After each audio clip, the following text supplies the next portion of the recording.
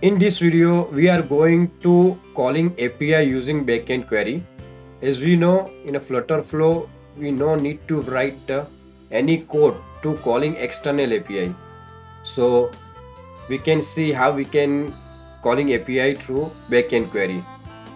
Now, first I select the page root,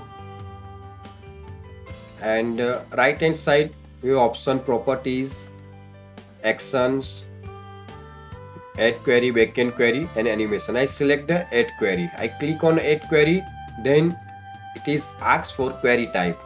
So it should be a query collection, document from references, API calling. So I select the API call, and when I click on API call, then it is asked for API name.